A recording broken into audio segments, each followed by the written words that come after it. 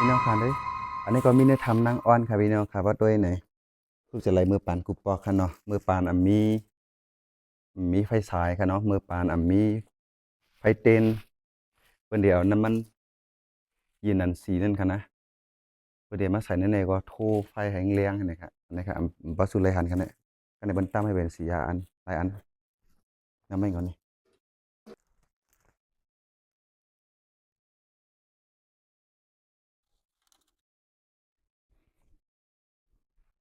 ยังเสือปัน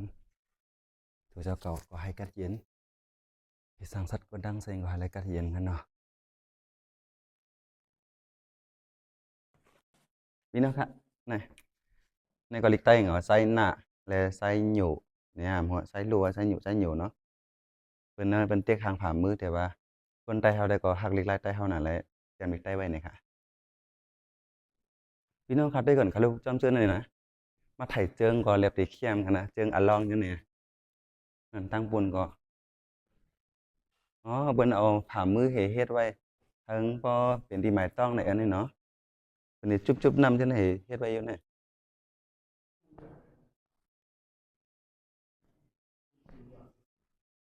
นะครับพี่น้องครับว่ามาที่ไหนๆได้เลยหันว่าตีนน้ำหยวดติดๆค่ะเนาะหยวดใส่กะเม็ดก็ยังเป็นหูจังนั้นเลยค่ะเนาะพี่น้องครับอ๋อ ก็ได้เปิ้นหามเอาครับพี่น้องครับเป็นจุดหามเอาครับมันเจอก็เขาเนาะก็กวาดแทงก็ตั้งปูนเปิ่นไต่บันไฟไว้เอาครับนี่เพิ่นเอาพลาแขนไว้กันได้ครับเนาะว้าวนี่ครับพี่น้องครับนี่ก็มีแผ่นเหรียญตะอ้างไว้ตีหนึ่งครับผาหินนี่ครับเนาะ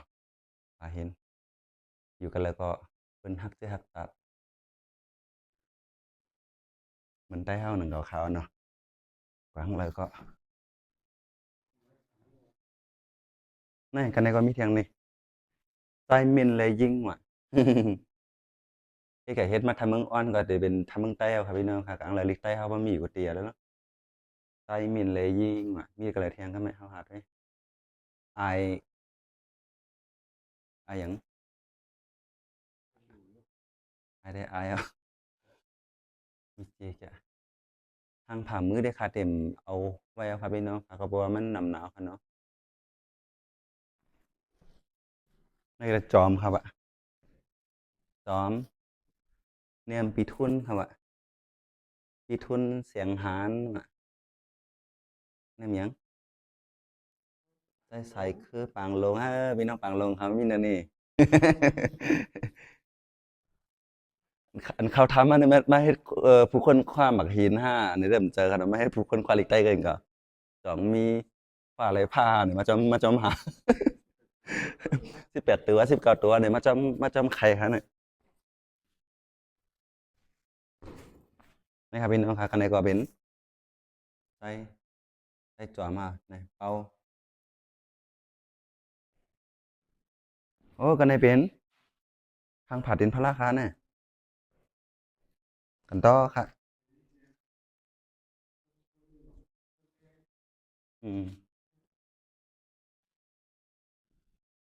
ใส่อย่างนั้นใส่ค้อย่างพวกปลาหลิงำอ๋ออืมในจาลิงว่ะในจาลิงอันนี้ก็เป็นเสียงจาลิงสีเสียงอ๋อแต่อันนี้ก็เป็นลองหยุ่มย้ำเพิ่มมันค่ะเนาะมันเชิงว่าตัวเจ้าก็มาพยายามฮอดในนี่ก็เฮ็ดไว้นี่ก็ได้ก็ว่าพอเป็นตีเป็นหามได้ก็ถูกดีแต้มนั่นค่ะเนาะอันนี้ดอกจังเปิ้นหามก็ค่ะก็ฮู้ลองย้อยแย้มค่ะ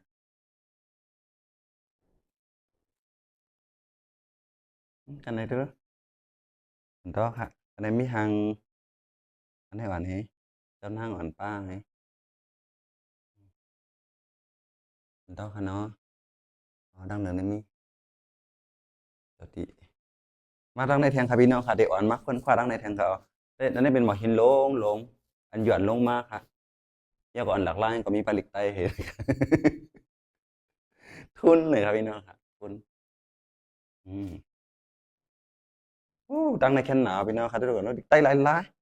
ๆไต้หยังไต้ทาไต้ทาตาเยอะไต้ตาเออ บางอันก็มันซ่อนกันแห้งหลายๆหมดอะครับพี่น้องค่ะ ไทยไทยเมืองไทยวานไต้หวันอ่า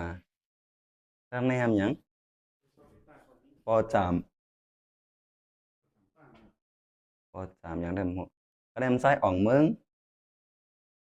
ไปเออสลับนั่น มั น่ะ นจะรับเนาะ เงาหลาวนี่อยู่นั่นใส่เงาหลาวนี่อยู่พี่น้องครับในใส่เกาะใส่กออืมทางในมีเทียงครับพี่น้องครับอ้าวโลยนำหนาเขารู้ว่ามันคือรู้ว่ามันคึดกันน่ะใส่อ่องยื่นใส่อย่างละลายนั่นนะ พี่น้องค่ะจ่องต้องค่ะมาไถ่ในบันพี่น้องค่ะขึ้นเอาคณะสังเสือว่าป้าบนตัวเองป้าสีสดตัวเจ้าเก่าเนี่ยก็อย่าไปลืมกดไลค์กดแชร์ค่ะนะก็เอากลุ่มมนต์จ้อมค่ะเนาะอันฮักลิกใต้เฮดเลยเตรียมนำให้หน่อยมาค่ะตัดด้วยดังแทงตีงฮะได้แล้ว